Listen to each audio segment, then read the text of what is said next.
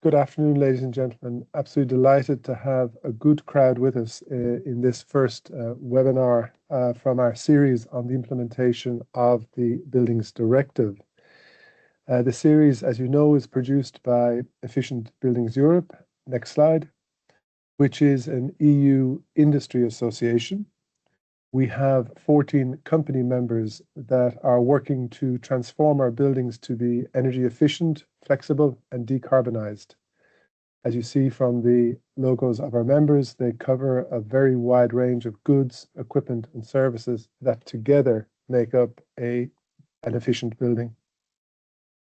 The context for today's webinar and for our series is our very strong belief that the provisions of the recast Buildings Directive will be, if fully implemented, good for people, good for businesses, and good for governments across the EU. Our expectation is that it will boost activity in the construction sector, that it will provide greater comfort, well-being, and prosperity to the EU. For this reason, we've published a guide on the implementation of the Buildings Directive. And as I said at the top, this webinar series will present the key aspects of the directive to you as our audience. So today there will be two sessions. Our headline topic today are the National Building Renovation Plans, which from now on you will hear speakers refer to as NBRPs, I'm sure. We have a great lineup of speakers. We've divided the webinar into two sessions, as you see. Session one will be a deep dive into what the National Building Renovation Plans are in the legislation, what our recommendations are for them, and what one country, Spain's approach is to stakeholder engagement. We'll pause then for question and answer session, and then we will move on to the second session, where we'll get perspectives from different stakeholders, in fact, quite a diverse range.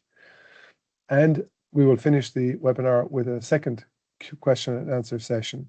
So as you listen to our very high-level speakers, please put your questions into the Q&A button at the top of your screen, at least it is on my screen, and we will filter those so that we can ask the questions. So without further delay, I'm delighted to introduce our first speaker, Julien Tami, who is, as you see, a policy officer at DG ENER. He is very familiar with this directive and he is working hard, I believe, on the guidance for member states on the directive.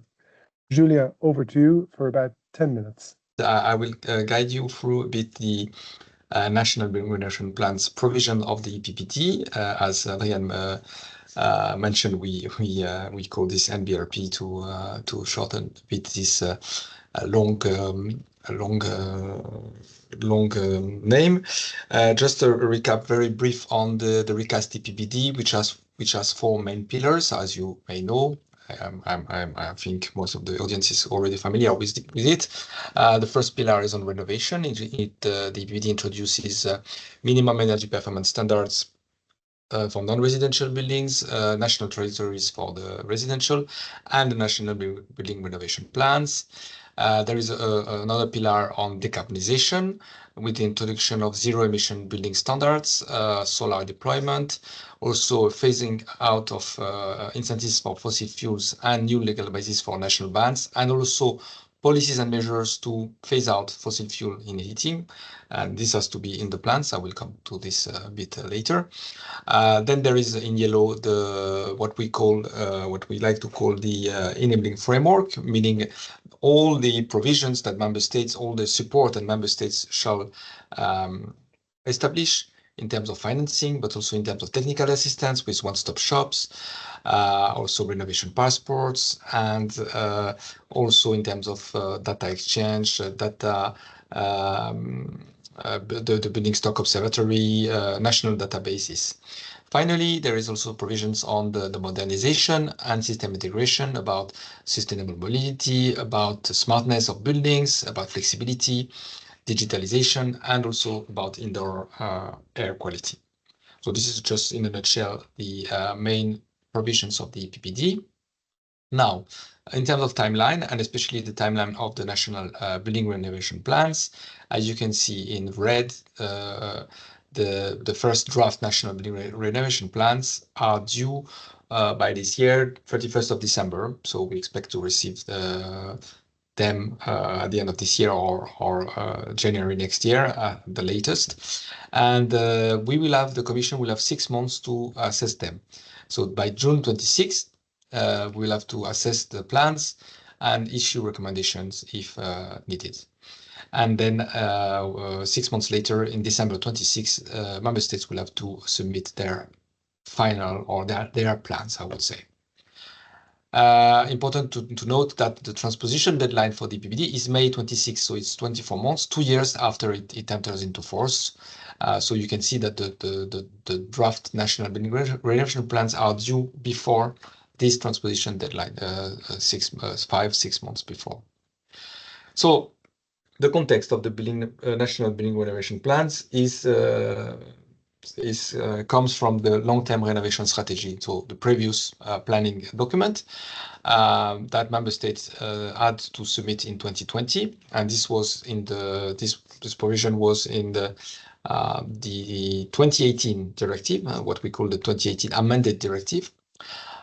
So we received all the strategies, 27, more or less on time, I would say, and we assessed them in a document that you see the link, and I think the presentation will be shared with you afterwards. Otherwise, we can always share the document with you. It's public, and all the long-term renovation strategies were assessed as containing enough measures, as you see on the screen. But the third bullet point, the problem was that there was kind of a diversity in completeness and also an heterogeneity of indicators, of units, of baseline.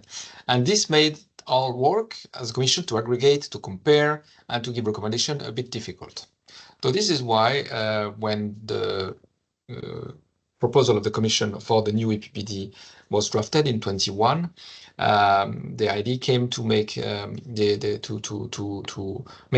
the LTRS to National Building Renovation Plans. So the NBRPs are not new. It's just the new name, I would say, of the long-term renovation strategy. It's still the same idea. It's a planning document from member states to plan the decarbonization of the building stock.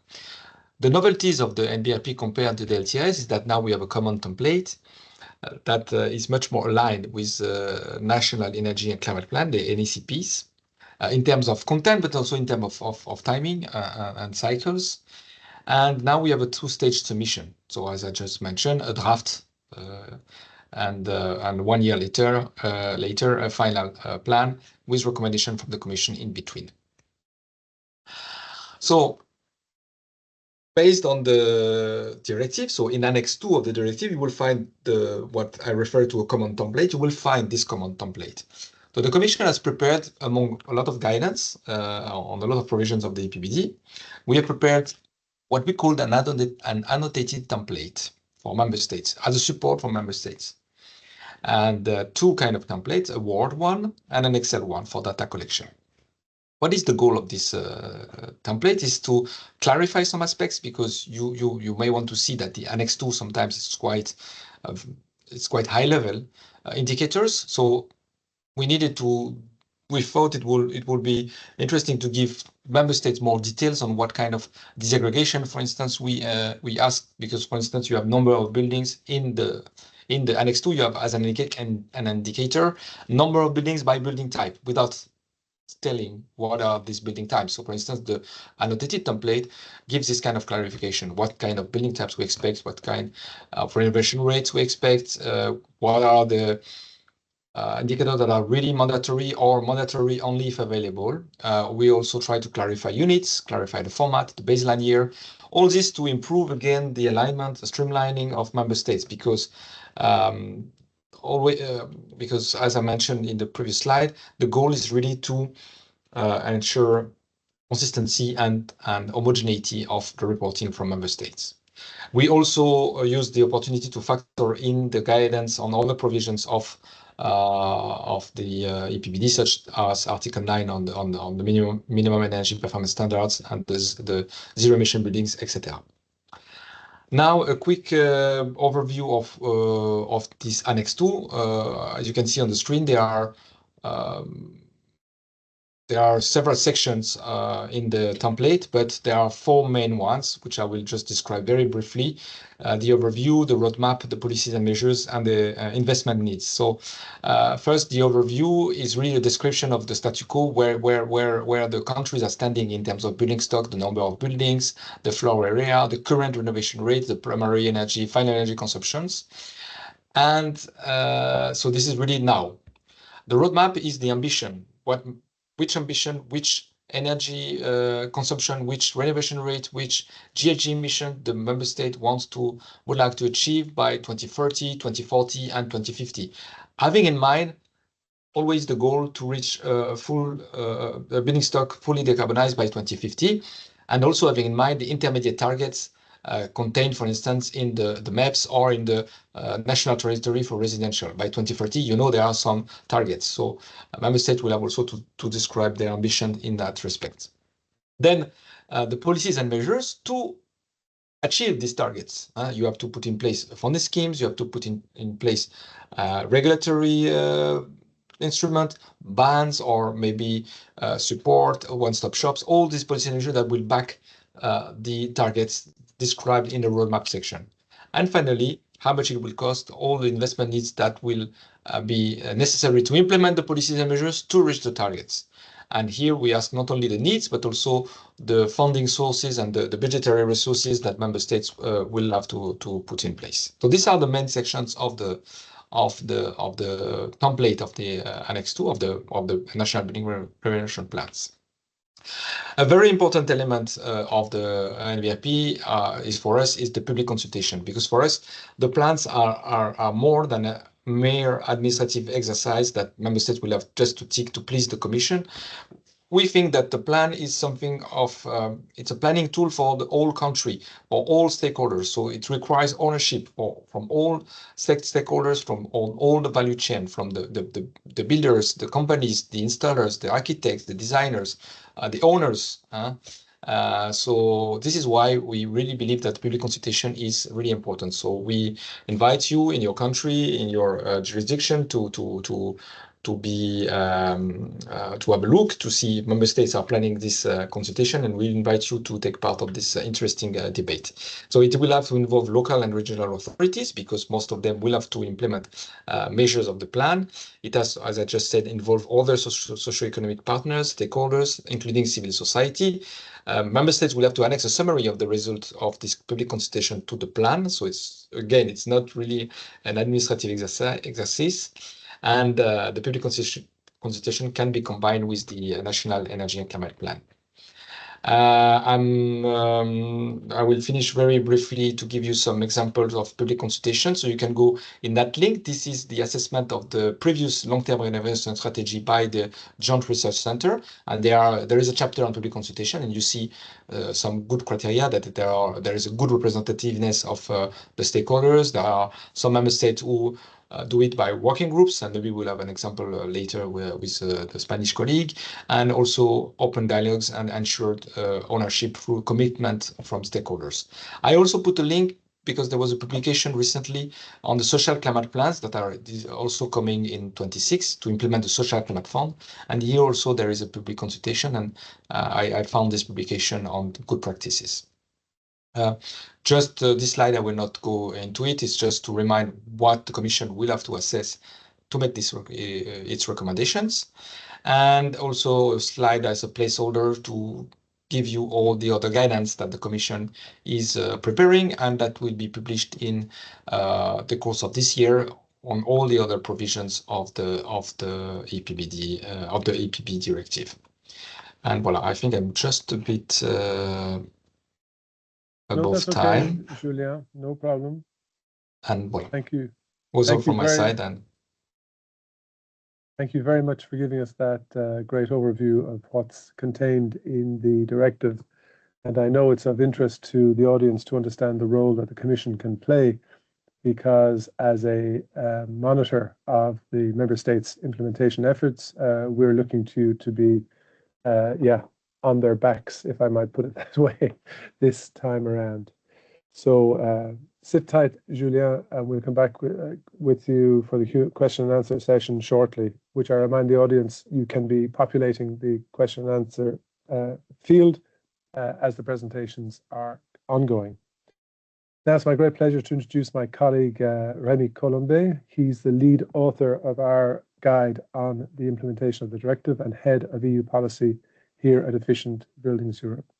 Rémi, over to you, and take 10 minutes as well. Okay. Many thanks, Adrian, and good afternoon, everyone. So as Adrian mentioned, we really care and are in full support of national authorities in the implementation of the EPBD. Their success will be the success of our sector, and that's why we took the step early on, just after the agreement on the text, to draft and then release an implementation guide supporting the implementation process of the EPBD. So the main target of this guide are obviously national ministries and all the civil servants that will be in charge of the implementation of the text, but also to some extent the European Commission during the preparation of their own guidelines, and the stakeholders that we all will be very active at the national level and engage constructively in this process. It focuses on the main provisions of the guides and contains 55 recommendations that are a mix of ideas on how to implement given provisions, but also suggestions on how to future-proof some measures and make sure that the measures, the steps that are taken now are useful all the way to 2050 and climate neutrality. And finally, we have some case studies from countries that have already implemented some of the provisions that are in the text and are doing quite well with their own policies and can be an inspiration for the rest of the EU. Next slide, please. So, National Building Renovation Plans. For us, this is really a key provision of this new directive, and it's the opportunity to go from stop and go support policies, boom and bust cycle, to something that's more organized, sort of industrial policy for the sector that's aligning targets, measures, and funding, as Julien mentioned. The idea there is really to give a long-term perspective to all the actors involved in the sector, be it building owners, but also the industry, where we know that there's a need for certainty to plan the investments, to recruit the people that will be necessary to deliver on those objectives. Then these plans are also the place to sketch and create a supportive enabling framework, be it in terms of the skills, the mapping, and the training programs that need to be prepared, the funding and the instruments that would be necessary to deliver, but also the information tools being one-stop shops, be it stronger and more reliable design of the EPCs, the renovation passports, the alignment basically of all the different dimensions that you need to have to deliver on the EPBD. Julien mentioned very well the consultation process, so I'll skip that and go directly to remind everyone that obviously we're talking here about the EPBD, but there are lots of other relevant provisions on buildings in different texts, and this might be the place to make sure it's all coordinated and implemented in a good way, where people in the ministries talk to each other, and we know that sometimes different people that are in charge of implementing different provisions. And there we're partly thinking of the Energy Efficiency Directive, Article 5 and 6, on the exemplary role of the public sector, with especially renovation requirements there, but also requirements on cities that have to have heating and cooling plans as part of, again, the Energy Efficiency Directive. And finally, the Renewable Energy Directive that has renewable energy targets for heating and cooling, but also for renewables in buildings. Next slide, please. Now, we spent a bit of time analyzing the NECPs together with the Great Coalition for Energy Savings here in Brussels, and there's a few learnings that would be useful in the drafting of the NBRP process. First is that updating means improving. NBRPs should not be simply a collection of existing measures, but they need to provide a more strategic thinking, a coherent vision for the building sector over the next few years, and bring measures that will be needed to achieve the new objectives that are present in this directive. The second point is that the energy efficiency first principle that's mentioned quite a few times in the directive is not just a slogan. So we really expect member states to explain how this will be implemented and what steps they're taking to make sure that this is reflected in their plans. And finally, a figure is not a commitment. So we've seen a lot in ACPs, member states mentioning just a figure, a target, but not explaining how they're supposed to achieve it, or what measures they would put in place to achieve this kind of target. There, we think it's really key to build confidence in the plan to make sure that everybody trusts and acts to implement the strategy, the roadmap. And I think an extra step that can be taken is to design a monitoring system to detect deviations from the targets and mechanisms to correct those deviations when they occur. Next slide, please. So a very important point that Julien mentioned is the funding. There's a strong link between Article 3 on NBRPs and the article on funding in the directive. And there, first, obviously, we should make sure that there's sufficient funding to enact and implement and reach those targets in the directive, but also that the scarce public funding that is available is used widely in priority to help vulnerable consumers, households, and target towards the worst performing buildings, but also that we move from a model that's quite simple, mainly focusing on grants, to something that's a bit more elaborate, where there are grants, but there are also other financial options adapted to different stakeholders and different building segments. Next slide, please. There's a lot of questions on the mapping and the sort of first step that Julien highlighted on how to identify those worst performing buildings, for example. But we see that there are lots of tools that are being developed at the moment and that are already usable. In France, in Spain, we've seen models with URBS, with OpenGela, that are developing tools to map the whole building stock, to model the impact of renovations, to help policymakers plan the number of windows, the cubic meter of installation that will be needed, the number of heat pumps that will be needed to achieve the plans. So really building on already available tools and embracing innovation there will really help speed up the design of those plans. There's also lots of digital tools that will help the actual works. Thinking about building information modeling, and this kind of tools should be promoted in the sector, making sure that the drafting of these plans are also a good opportunity to have a strategic thinking of the development of the sector. And so digitalization, but also new approaches such as industrial offsite approaches will help achieve these objectives in time. It's quite a journey towards 2030, 2035. And there we need to see in these plans that concrete steps are taken to improve and increase the productivity in the sector. Next slide, please. And this will be my final one. There are lots of good practices that you can find in our guides. Other countries have already an experience with the development of the long-term renovation strategies, and some of them have done quite well for some aspect of the development of the plan. So Lithuania, you have a good accounting for the multiple benefits of energy efficiency, really good elements in the drafting of the plans there. In Slovakia, the country managed to organize a very successful public consultation process, and so in the guides, I will put the link in the chat. You'll find those case studies where you can get inspiration and see how they did it, what steps they took. There's a lot of projects, and I'm mentioning EPBD there because we're a partner in there, that are helping and developing tools to simplify the life of decision makers. There's this one that's focusing on ZEP, on MEPs, on NBRPs, on EPCs, and more.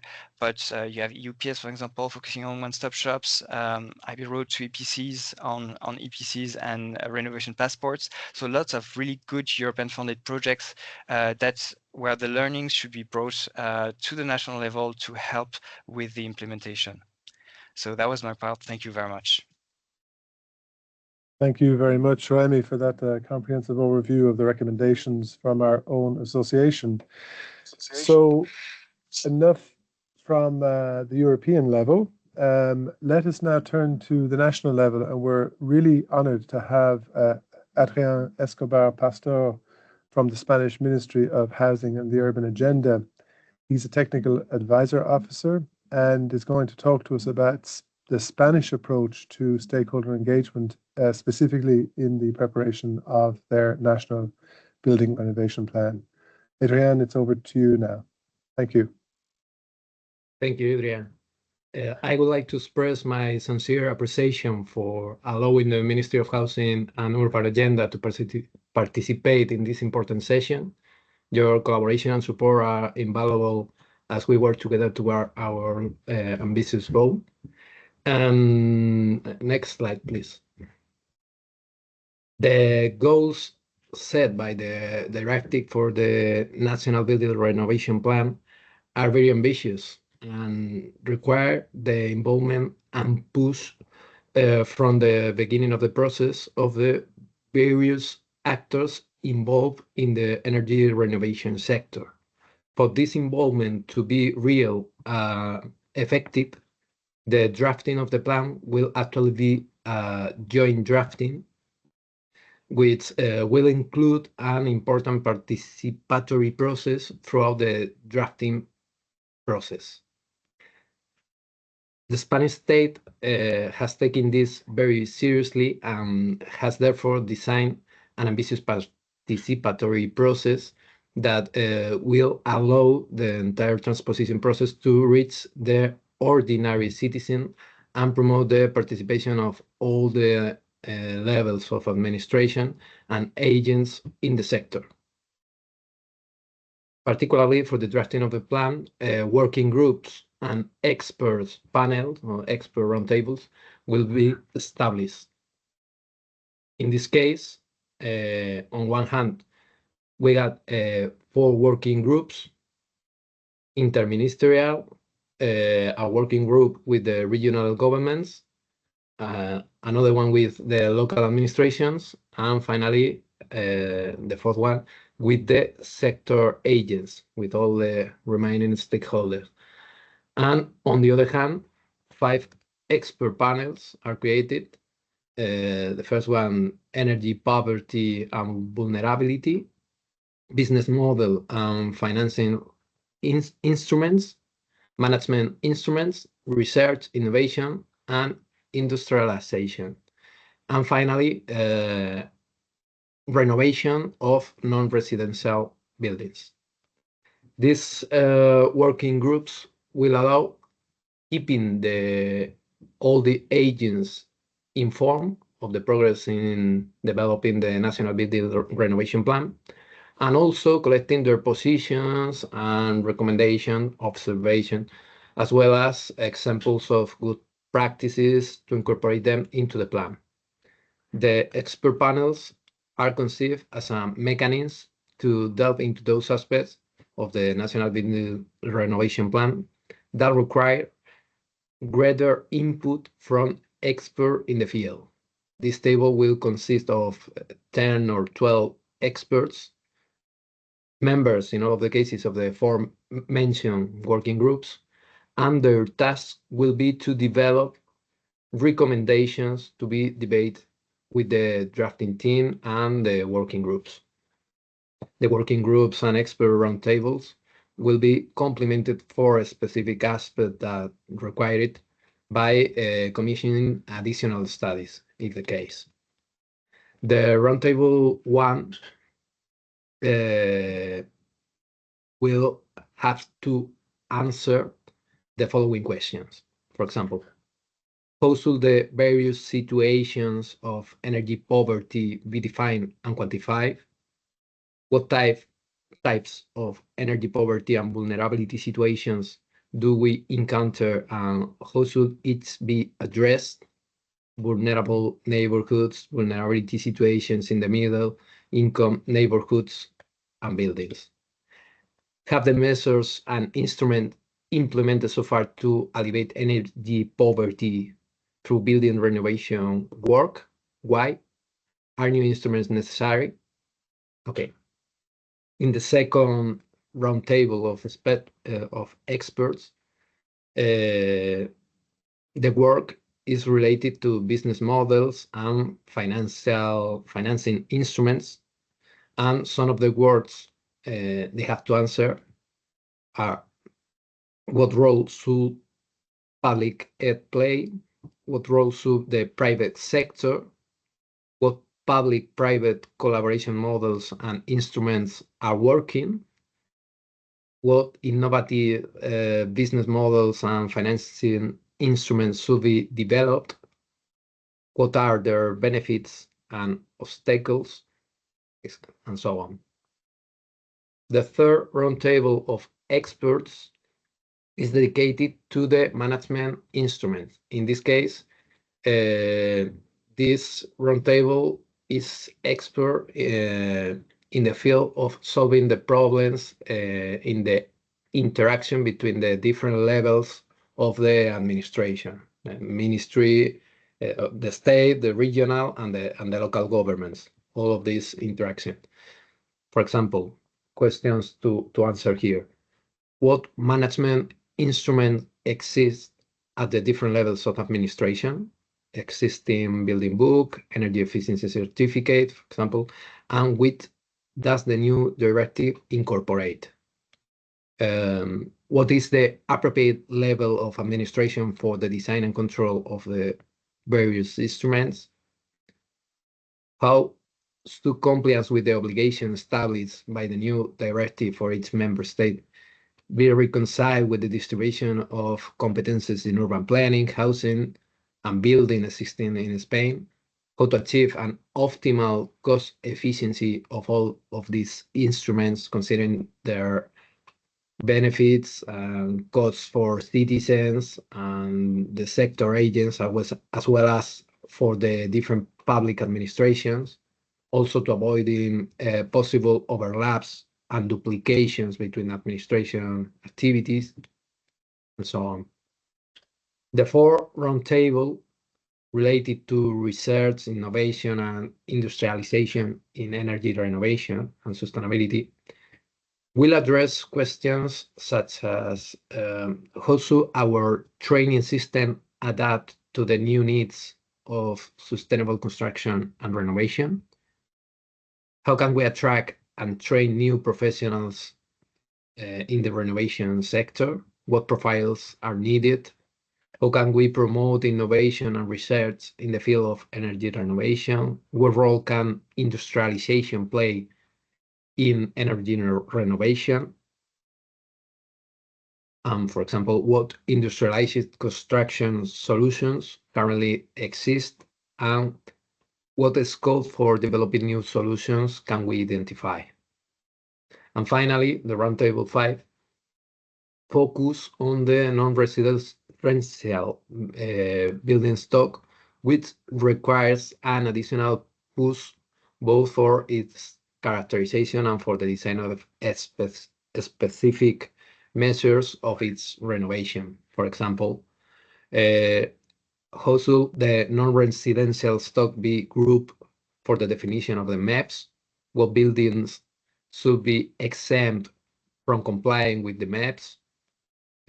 What mechanism for verifying compliance with the obligation to renovate, as well as for inspection, if necessary, sanction, should be developed?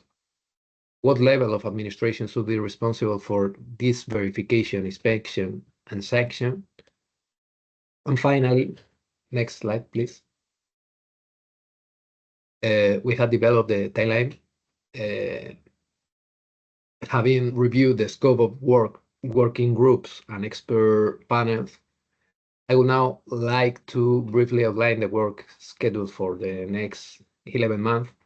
This timeline is structured around the 4 key milestones in the developing of the plan, which will be discussed with all members of the working groups during dedicated sessions. The following sessions are planned, each focusing on these milestones for the National Building Renovation Plan. Session 2, dedicated to MEPs in April 2025, presentation of the diagnosis of the non-residential stock, its grouping for the determination of the MEPs, the limits for each group, and the exempted buildings, and also an analysis of the mechanism for monitoring and controlling compliance with the obligations to renovate. The session 3, the residential renovation trajectory in June 2025, presentation of also the diagnosis of the residential stocks, is grouping into typological clusters and energy prototypes, and definition of the trending scenario, alternative trajectories, and the chosen trajectory to meet the EPBD goals. And finally, session 4, measures for achieving the resulting roadmap in October 2025, presentation of the roadmap resulting from the MEPs and the renovation trajectory, and proposal and debate of the measures for its implementation.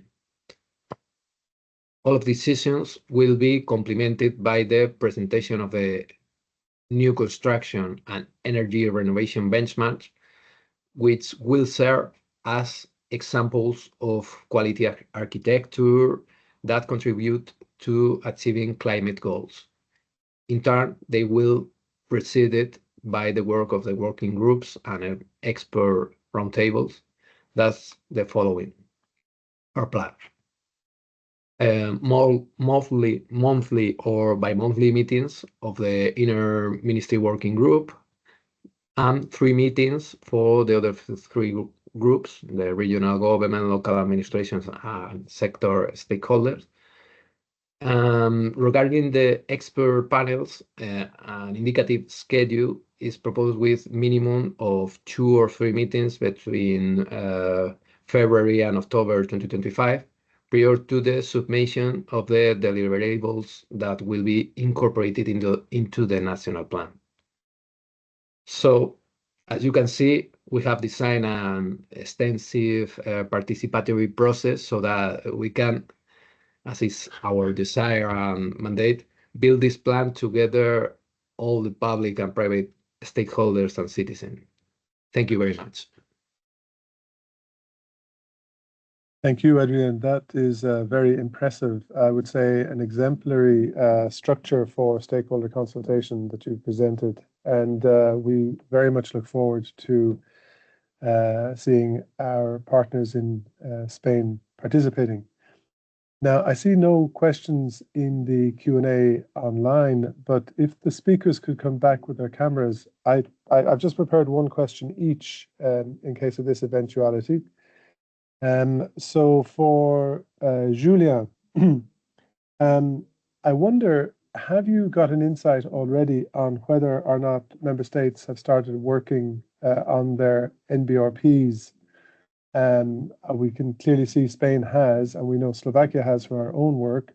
But do you have any insights you would share on these preparatory moments before the drafts are actually submitted to you? Thanks, Adrian. Yes, I would say apparently Spain has started, and quite in a nice way. We were together also, remember, in Budapest in November, and I think they gave some indication that they were also planning to have a zero draft of the plan by early this year, and to put this zero draft to public consultation, because there is 2 ways of doing it. So either you can also start with a zero draft to have something to present at the public consultation. It's always good to have something to come, or you can also do a co-creative process more like Spain has done it. I think there are pros and cons for the 2. So we don't have a lot of for the moment intelligence, but if you have from the field, please feed us with that. The interaction that we have with the member states for the audience, plans, I want to tell that for directives, generally EU directive, we have a committee that gathered all member states. So we have experts from all member states coming online or in Brussels every 2-3 months, and we discuss. We present the guidance. We present and we present what I mentioned, the annotated template. This is also something that I cannot share for the moment because we are still discussing it with member states. And when we are discussing with member states, they also engaging and they ask questions. So in a sense, they are already in the process of working and reflecting on the plans because they are in process of reflecting on the trajectory, as Adrian Escobar mentioned, on the maps for non-residential, which will be essential. It's not the only thing of the roadmap of the plans, but it's an essential elements of the ambition of the plan. So member states are, its building blocks are already working on these building blocks. And finally, the draft of the plans should only be a matter I would say, of putting everything together and that is consistent, but it's based on solid foundation. So I believe that member states have started this foundation works. On this topic, Julien, I see a supplementary question has come in from the audience. We do have a concerted action on the EPBD, and the question is, what is it doing to help member states prepare their plans? Any insights? Indeed, very good question. Apart from the EPB committee that you mentioned, we have also the concerted action. So I don't know if the person who asked the question is involved in the concerted action. So if you are involved, maybe we have seen each other at the last one in Lisbon, where we were in November. We were 4 colleagues from DG ENER, presenting the guidance, discussing with member states, sharing experience, and collecting also feedback to improve our guidance, to improve the NBRP template. So the concerted action, as mentioned by Rod, is really a central for us, a central tool to support member states, a place of exchange between us and them, and also an exchange between member states, between experts, very practical, hands-on on what they have been doing in their countries if other member states can get inspiration. So it's a very important forum for us too. Thanks, Julien. And so a quick question for Tami. Tami, you mentioned the importance of stability and predictability for industry, that we see that these plans can deliver that. But could you maybe elaborate on why it's so important for industry? Of course. So we've seen in recent years the impact of obviously external shocks on demand for the sector, but we see that it's also very much driven by the policy, the support policies, the requirements that are being put in place at the national level. And in our membership, we're discussing with our members what drivers, what they're looking for to invest in Europe, for example, to design their plans on the long run. And stability in the support framework is really the #1 element that they mention. An investment into a new factory can represent hundreds of millions of euros, and you need to be pretty sure of the market that you're going to get in the coming years to take this commitment and invest in Europe. And we hope that these plans can be the framework to support this kind of engagement from the sector. Thanks, Remy. And for Adrian, I had a question. I mean, the process you've outlined is really fabulous and detailed, but it seems it's predicated on the fact that you have already a good knowledge of the data of the building stock in Spain. That's my question. Do you in Spain understand the different typologies, the different age of construction, time of construction, and the profile of the building stock already before you start on the plan? Yes, I think we got here good diagnosis of our building stock because in the last plan developed in this team, the diagnosis, it was very extensive and deep into the different typologies, profiles, and so on. So I think our work in this field is, I hope, a little bit small than in other fields, for example, developing the measures or developing other different parts of the plan, of the strategy. So in fact, there will be an update of the building stock descriptions, but it should be a small work compared to the rest. Okay, yeah, very good, very good. So let me thank the speakers from the first session. If you can stay with us, there may be questions we can take in the second Q&A. But I'm going to move on now to our second session, where we have invited stakeholders who will, in one way or another, be affected by the provisions of the Buildings Directive, to get their perspectives on National Building Renovation Plans. And I'm delighted to start with one of our own member companies, Schneider Electric. And we're very pleased to have Laure de Menonville, who is Commercial Strategy and Transformation Director on Digital Energy with us. Laure, if you could put on your camera, we give you about 8 minutes to make your presentation. Thank you. Thank you, Adrian. Can you see me? I guess so. Yes. Yes. Okay, super. So, hi everyone. I'm here today to talk about data and renovation strategy. But before entering into that details, I'd like to ask you 2 personal questions. The first one is, have you ever entered into a diet? And second, have you ever tried to enter into a diet without knowing how much you weigh? So without knowing your baseline. Don't worry, I'm not going to ask you if you've succeeded into that, but I'm pretty sure that if you were able to answer to this, the answer to the second question would be most probably around 90% or 100% of you would say no, meaning that there is no way you enter into a diet without knowing how much you weigh. There is no way you can enter into a diet if you don't know your baseline. And that's pretty much the same thing when you're talking about renovation. So today I'm going to talk to you about 2 things. First one is I'm going to give you an overview of the 3 main approaches when it comes to a renovation approach. And then I'm going to give you 4 examples, simple examples on how you can leverage data to create smarter renovation strategies. Okay, so moving on to the next slide. Looking at approach to renovation. Typically, depending on what you want to achieve, if you want to achieve like net zero, if you want to achieve compliance with the regulation, if you want what type of ROI you're looking at, how fast you want to go, etc., you can look at different types of renovation, different types of intervention. I'm not going to go into all the details here, but what is interesting is that what we've seen is with the data. Typically, the fastest, the solution with the fastest ROI is when you're using technology, when you're able to measure what you're consuming to be able to then take action. And this is so everything starts with at least light intervention. Moving on to the next slide.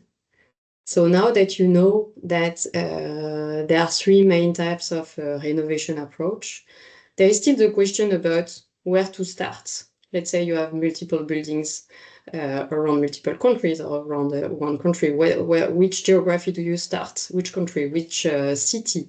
Which type of building? And then what type of technology? How fast you want to go, etc. So there are all these questions that you need to obviously ask yourself, and this is where data can help you. And I'm going to give you 4 examples of how you can leverage the data here to help you bridge a gap between your ambition and your action. So moving on to the next one. So typically there are 3 milestones. So you strategize, you digitize, you decarbonize. Looking at strategize, what is strategize? It's about creating your decarbonization roadmap. And here there are 2 examples where you can really leverage data. There is scenario modeling and audits. Starting with scenario modeling. What we are typically using at Schneider is a tool that we've developed with the external partners, which we call the Building Decarbonization Calculator. And by just entering 5 elements around the city where the building is, around the type of building, the size of the building, the number of floors, and when it was created, you can then enter into scenario modeling. You can say, okay, what if I do light renovation and then I add these additional solutions? How fast do I want to go? With all of this, just by entering 5 data, you can then modelize, do some scenario modeling to see, to get an overview of the ROI and how fast you can decarbonize. So that can be very powerful. And just a few weeks back, we used it with an Asian asset manager who was looking at all his building and trying to see where do I start. And that was really powerful. Moving on the strategy, so strategize. The second element is the audit. So let's say you know what type of building you want to start with, where you want to start in terms of geography. Then you have this set of building and you're like, okay, within this building, what do I do? Where do I put, for instance, the meter? What are the solutions that I want to put in place? And one powerful action is to do energy efficiency and decarbonization audits. What does it do?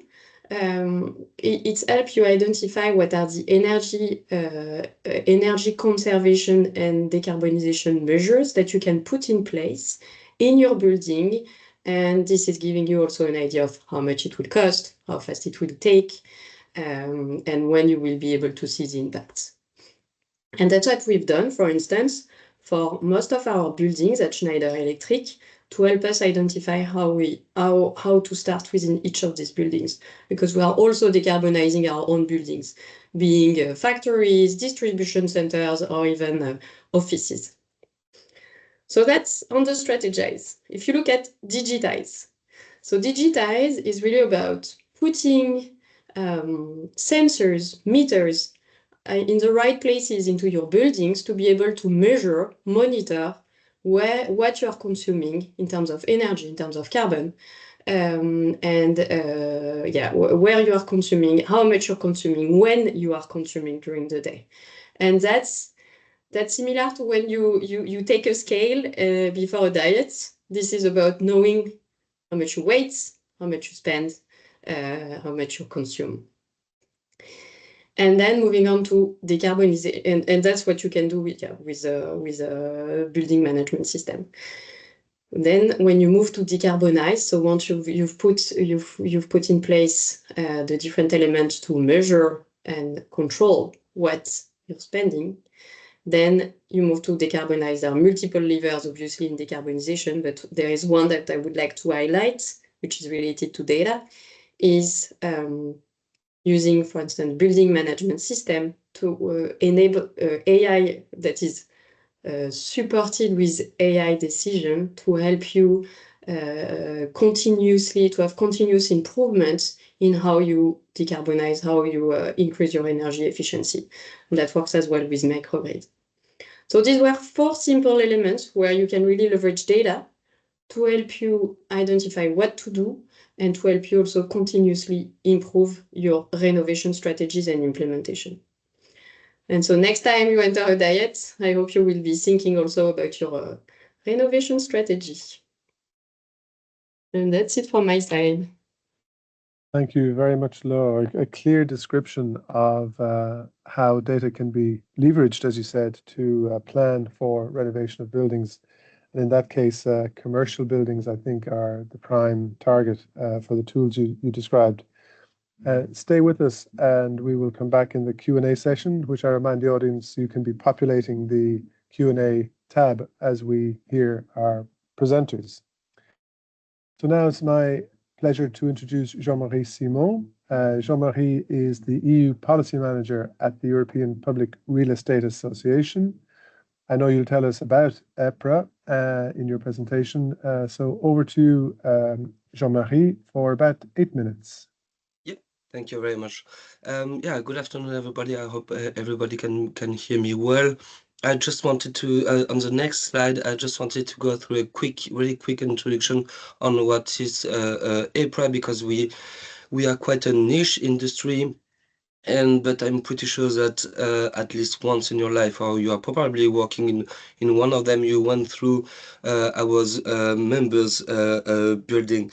So just to summarize, listed property companies we do serve businesses and the society by developing, managing, maintaining, and improving the built environment. And we also play a crucial role in providing also retirement security to millions of people by offering pension fund stable and highly competitive assets to invest in. EPRA, so the European Public Real Estate Association, is the voice of this industry, driving investment, transparency, and sustainable growth in the sector. And we try, we connect lending property companies, investors, and also policymakers in order to shape the future of real estate through research, investors outreach, and advocacy. Those elements can highlight you on the fact that our membership is divided into three, so the property companies, the investors, but also the academics. On the next slide, diving into, a little bit into who we are. I just wanted to highlight the fact that listed real estate creates a virtuous circle of investment because it just attracts capital, fuels economic growth, and delivers essential social assets like housing, retail mall, offices, healthcare facilities, and new economic assets such as data centers and logistic hubs. So that's why in my intro I was saying that you probably went through one of our members' building because our members own some offices, retail mall, and so on. Crucially, it also returns value to society as pension and saving funds rely on the dividends provided by the companies that are stable in the long term. And the companies are all liquid and investable by the citizen, by yourself.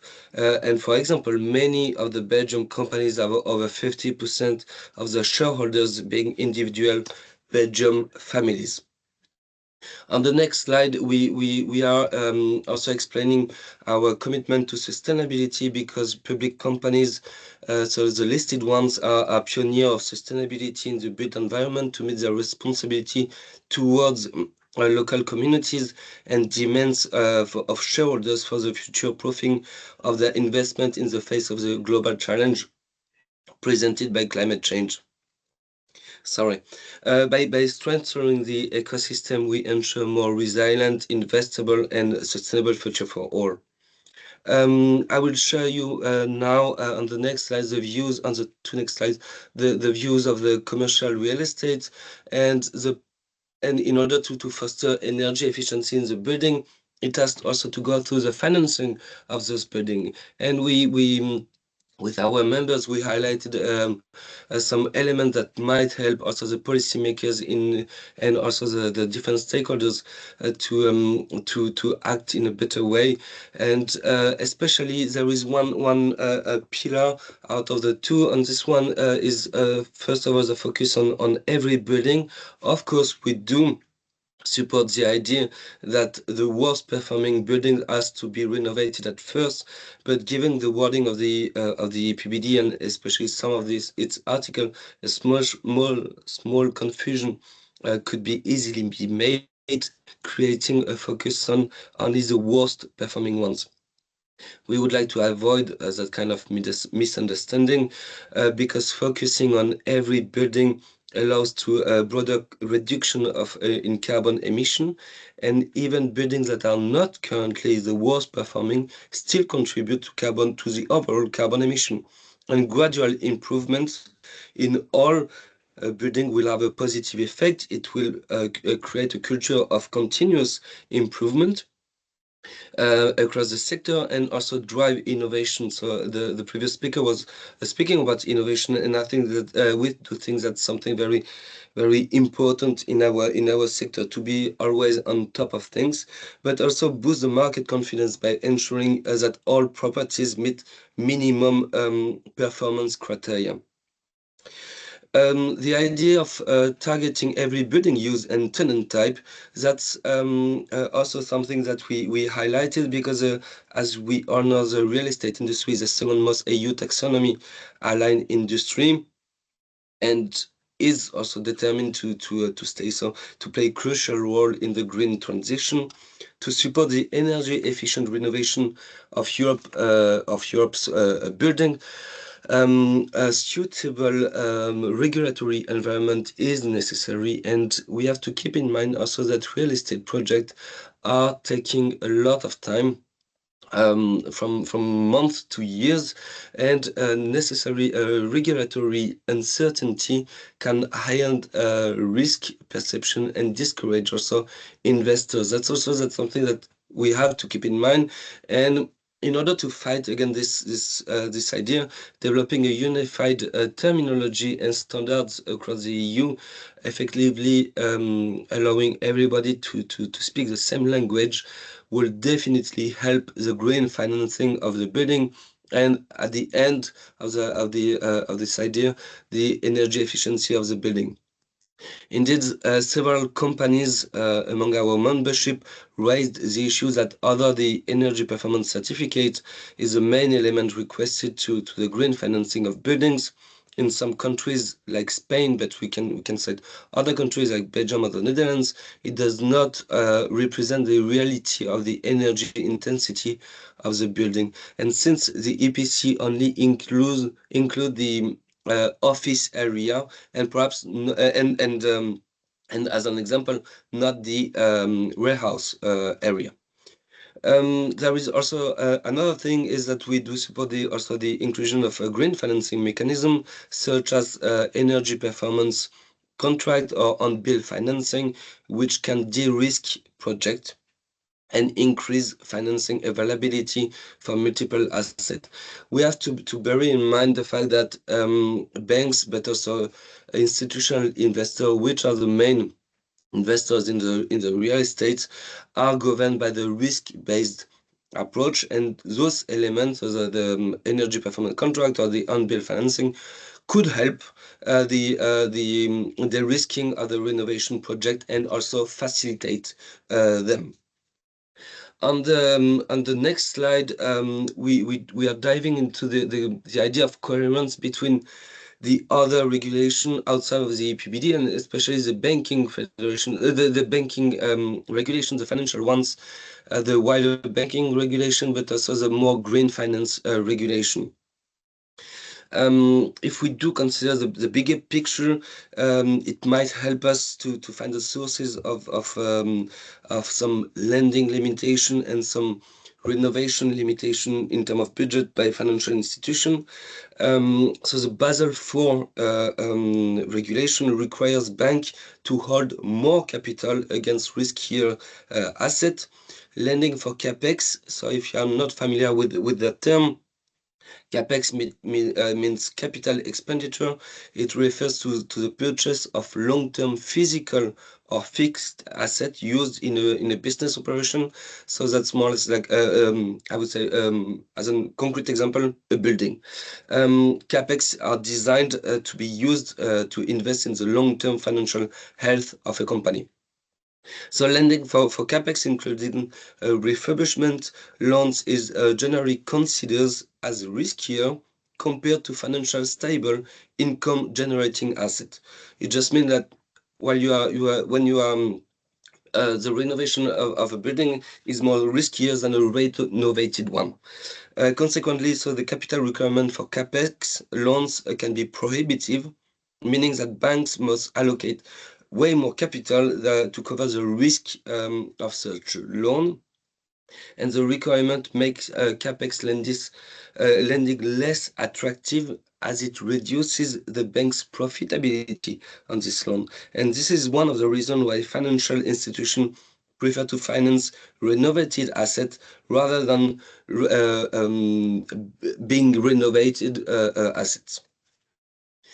On the coherence with green finance regulation, that is a huge topic, and we might see some evolution over the next month, or at least we hope so. Especially between the SFDR and the EPBD. The SFDR is a Sustainable Finance Disclosure Regulation, so in the listed real estate sector, investors so financial market participants are investing in the underlying asset, real estate asset, through a listed real estate company, and are thus treated by the SFDR as an investment in investee companies. The fundamentals of the business are determined by the underlying asset, which is the real estate asset. And even though the existing SFDR imposes obligation to disclose how the sustainability risk are integrated into the investment decision, providing a clear and transparent sustainability matrix,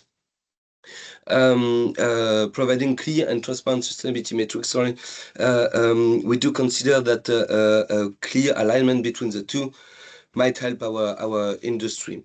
How on the next slide, just to finalize how we are contributing to help our industry, we are providing our industry with SBPR guidelines, so the sustainability best practices recommendation. We are also delivering some awards, and we established a clear database. On the last slide, everything is down level from our website. We also conducted a study together with our partner KPMG, and how non-financial performance are integrated in listed real estate companies, and we find out some very interesting results, given the fact that ESG are becoming a priority for boards, and there are quite a lot of improvement since 2020.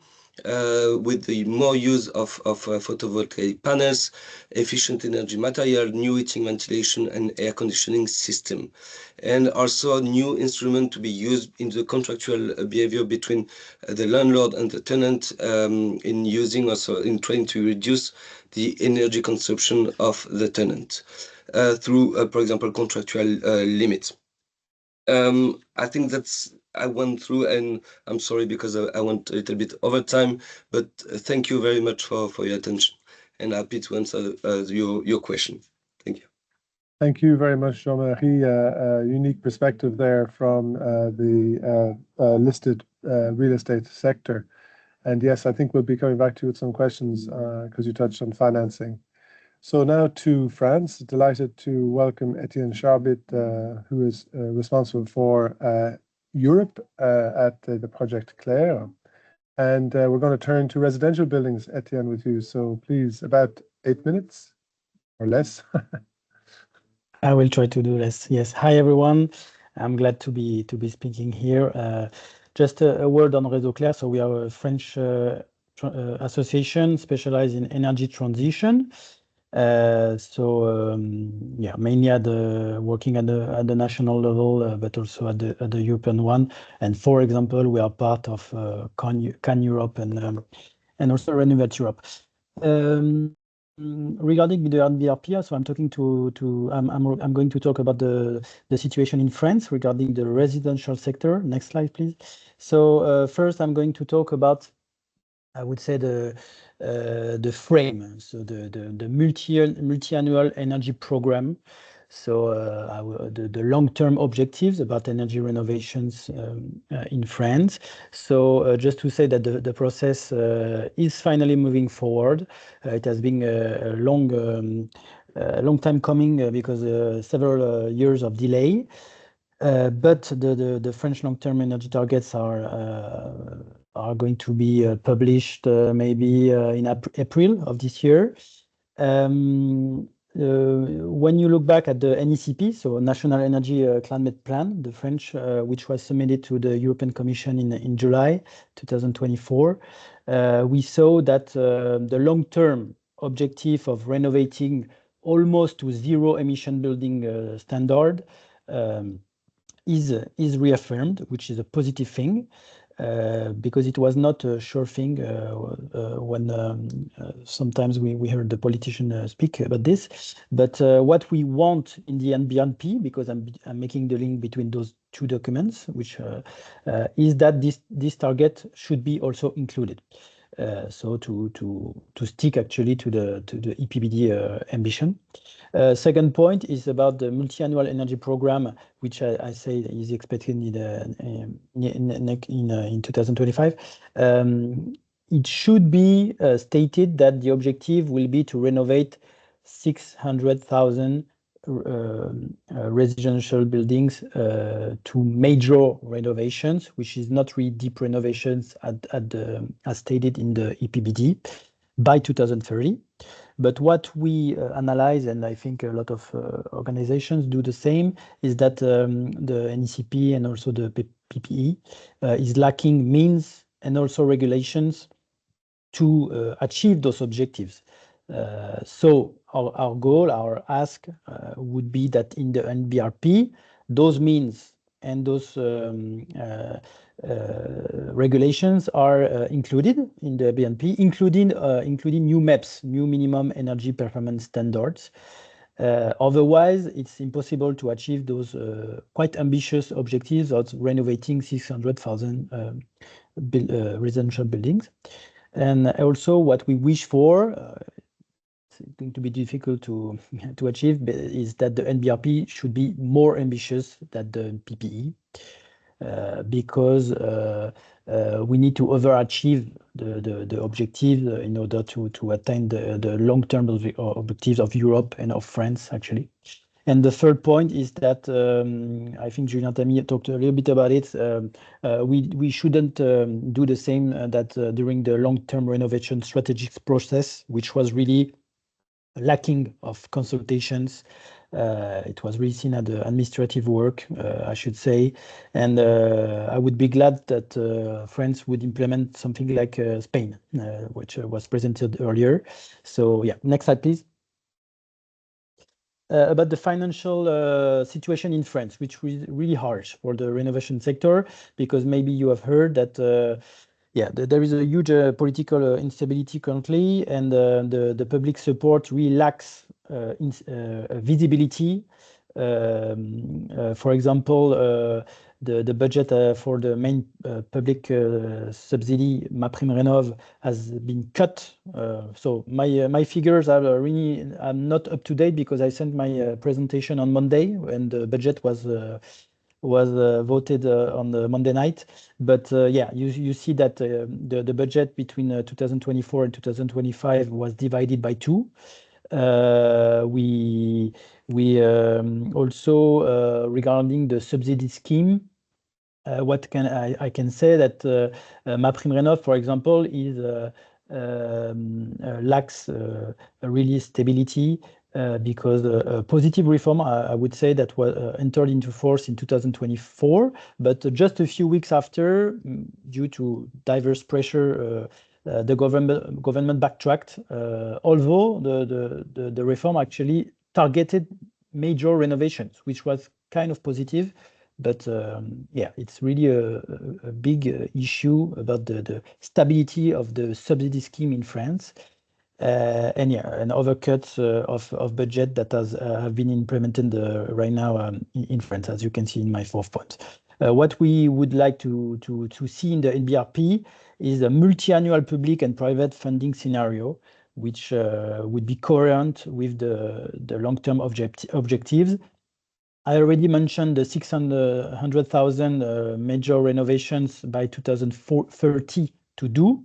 And in 2024, it was only about 90,000 major renovations. So the gap is quite huge. And we will need an increase in investments, in fundings, and not the other way around like we saw this year due to huge budget cuts. I just, as you can see, a figure which is in the EED. It's not objectives of the EPBD, it's an EED, 10 billion euros per year to achieve the objectives of the EED. Sorry for the mistake. So the NBRP should really set the course for redirecting public and private funding towards deep renovations. Next slide, please. And finally, about MEPs, so minimum energy performance standards. So we have some in the EPBD to be implemented on the non-residential sector. We think, as Réseau Clair, that some should be also implemented on the existing sector, so to overachieve actually the EPBD objectives. In France, there are already some MEPs implemented. The main one is the ban of renting out the worst performing dwellings. It's gradual. You can see, for example, in 2025, it's the G class of the EPC that is banned. Should be at least, but we see also a lack of means. I already talked about it, for example, regarding MaPrimeRénov cuts, budgetary cuts, but also political will, a lack of political will. For example, just a few days ago, a government-supported bill was rejected in the parliament, and it wanted to have further delays in this measure. And also you have some unstable one-stop shop schemes, but this one is under improvement.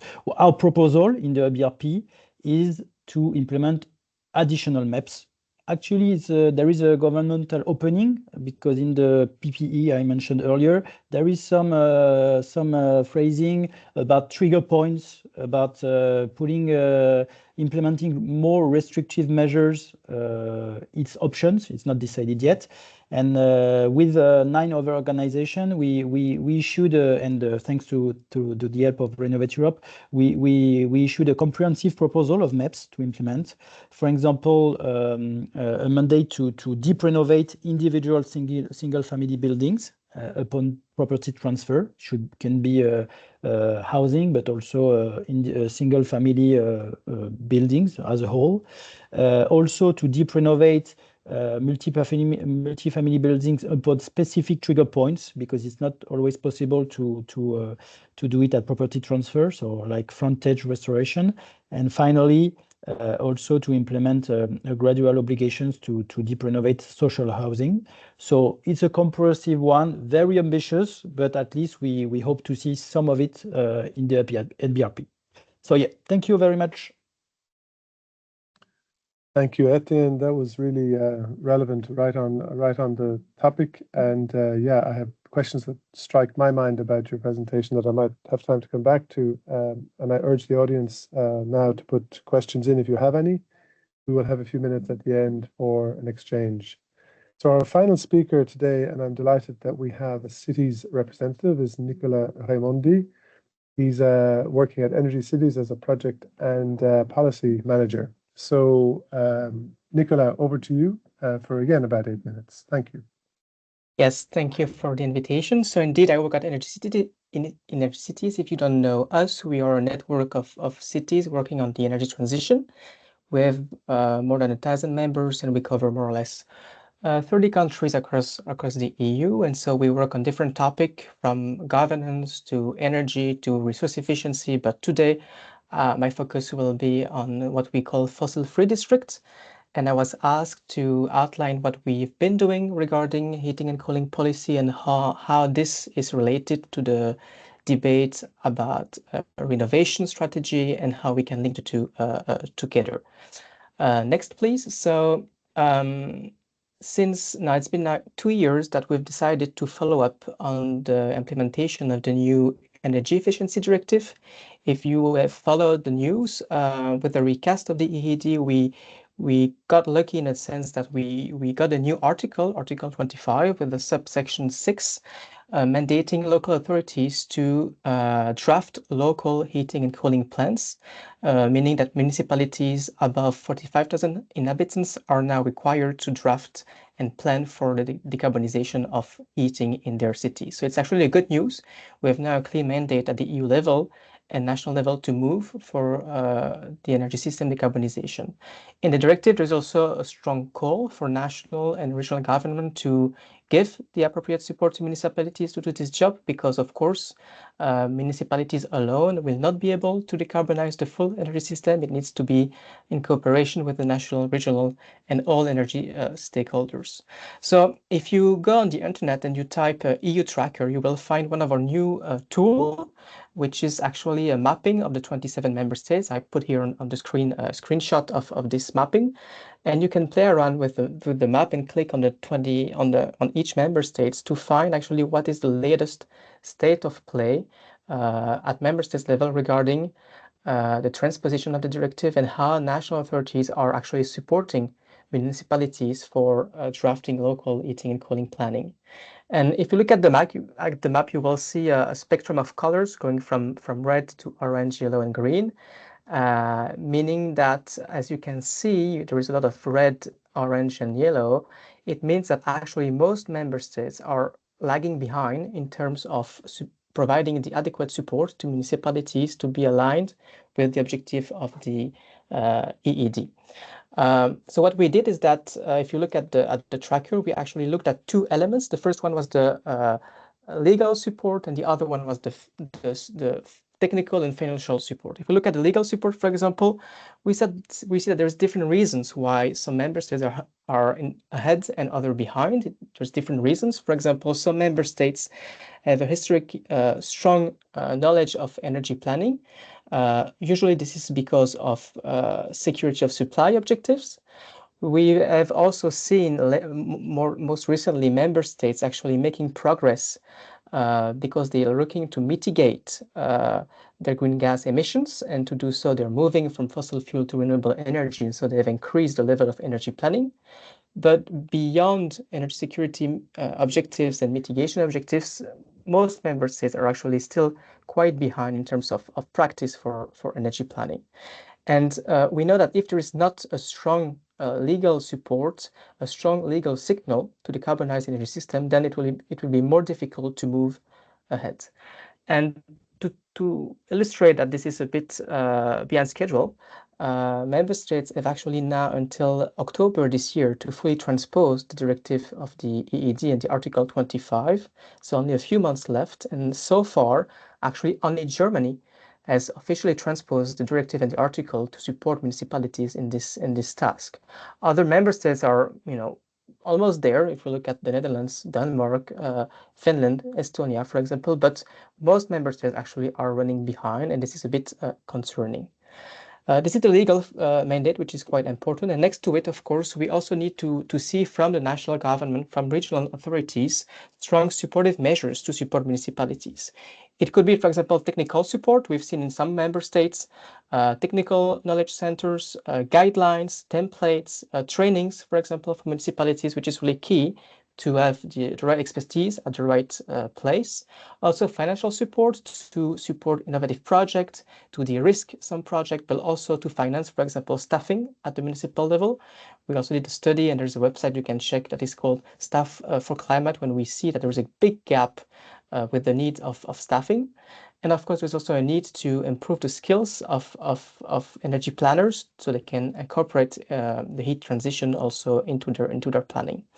And one key element also that is important is the access to energy data, because if a city, if a municipality wants to decarbonize their energy system, they need to know, of course, what is the energy demand, what is the typology of their building stock, etc., etc. And those elements are actually hard to find nowadays. So this is the tracker. You can go on the website and have a look and click on the member states.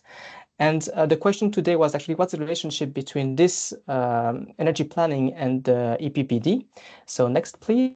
Actually, there's a clear relationship, because if you look at the EPBD itself, and I underlined here in red the articles that actually are relevant for the heat transition, there is already a clear mandate, as it was mentioned by Julien, to move on the decarbonization on the building stock, and the building decarbonization is one of the pillars of the EPBD. And if you look at the Article 3, for example, it clearly states that if we want to have member states moving towards zero emissions building by 2050, well, they need to describe policies to phase out fossil fuel use in their own building stock.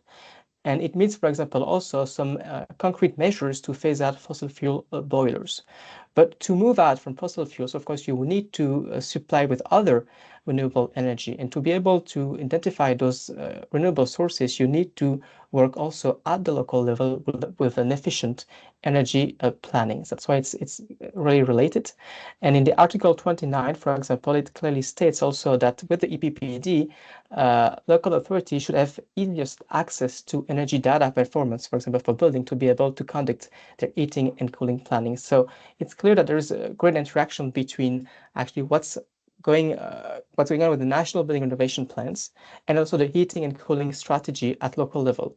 And it's the same also if we look at another pillar, which is the future of the gas network, where also district system operator are now required also to plan for the future consumption of the gas network. So all of that is really linked all together. And one of the good way to outline it, to explain it, is by maybe providing one example. Next, please. And this is, of course, an example from one city, because we're a network of European cities. This is the example of Munich, because Munich has been actually quite good and ahead in terms of energy planning. They've also been working for quite some times now on their local heating and cooling planning. And what's interesting is that they've implemented a neighborhood approach, or you can call it also a district approach. And I'm sure you've seen in other places, in other EU countries, such an approach when you both tackle the issue of building renovation with the energy systems to integrate both renewable energy and energy efficiency measures within the building stock. And this is a good approach to tackle both issues at the same time, and to make some savings in terms of resources, but also to move faster to reach the climate objectives.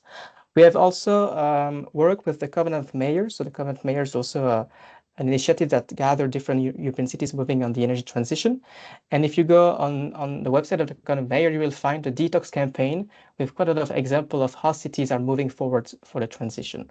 But I invite you to go on the tracker website, and you can find also example from cities and look at the member states' state of play. So I'll stop there, but of course, if you have more questions on the tracker, I'm happy to answer. Thank you. Thank you very much, Nicola, for making those links between heating and cooling requirements on member states and the potential input they can make to coherent national building renovation plans. So time is, of course, our enemy in all webinars, and we're left with a couple of minutes for Q&A. So if the speakers might turn back on their cameras, I'm going to take them from the audience first, because there is a question directly to Etienne. It says, regarding the ban on renting homes with poor energy ratings, what measures have been taken to prevent it from impacting rental prices for vulnerable renting households? The energy poverty question, I guess. Yes, I already answered in the chat, but I'm going to quickly mention what I said. So, first of all, for a couple of years now, if I'm not mistaken, since 2022, there is an interdiction to increase the rent of the worst performing dwellings in France. So that's the first one. And then you also have in the legislation a possibility for some cities to put a rent control in place. But unfortunately, it's not always respected. But yeah, those kind of measures can help to control the rate increase. Thank you. And there's a question as well in the chat asking, and I think maybe Jean-Marie is the best place to tackle it if any of our speakers can. It says, will there be any standards leveraged to support implementation, for example, ISO standards, or will there be new standards established at regional level for implementation of the National Building Renovation Plans? I don't know if that's something you could tackle. Yeah, but I think if one of the other speaker can also continue my answer, but I don't have any crystal ball, and of course it would be very helpful, I think, especially in terms of if we take the side of a company wanted to invest in another country, having standards, that's always the easiest way to move forward. Okay. I mean, there are a couple of questions as well in the chat on financing, but I'm going to suggest that we take those offline and come back to you, because I wanted to go back to Laure and ask you, Laure, the tool that Schneider Electric have developed sounds very interesting, but there were two things that struck me to ask you. One is, can that tool actually prepare what we would call a renovation passport for the building, and then a renovation roadmap to give the steps that would be needed to decarbonize the building fully? And secondly, is the information you gather, is it possible to share it to national databases if you're gathering as a company? So we'll say to the first part of the question, I think it can help define this passport. It might be sufficient, but I think it could help. And then on the second piece, I think the answer is yes, but let me come back to you on that. Okay, I actually dropped off there for a second. I didn't get your whole answer, but I'm sure my colleagues did. So, for Nicola, to what extent are mayors aware of the National Building Renovation Plans? We've seen in Spain there's going to be engagement at regional level, but are mayors really, getting ready to make their input for good building renovation plans? Yes, I think mostly mayors or municipalities are one of the stakeholders that are the most aware about the energy transition, what's happening, what's need to be done, because they're the one seeing it on the ground and also dealing with, the building stock of their home and trying to manage the energy usage. But usually they lack, as I mentioned, sometimes the supportive framework that is necessary for them to move forward. So what we try to do with different initiatives is to actually to build a dialogue between those different governance level at the local and national level to make sure it gets the proper support. But yes, we see actually quite a lot of mayors moving forward with renovation. I read recently, for example, that the metropole of Lyon managed to reduce by 30% their energy usage of buildings within the last 10 years, for example. So we see that it's already happening at that level.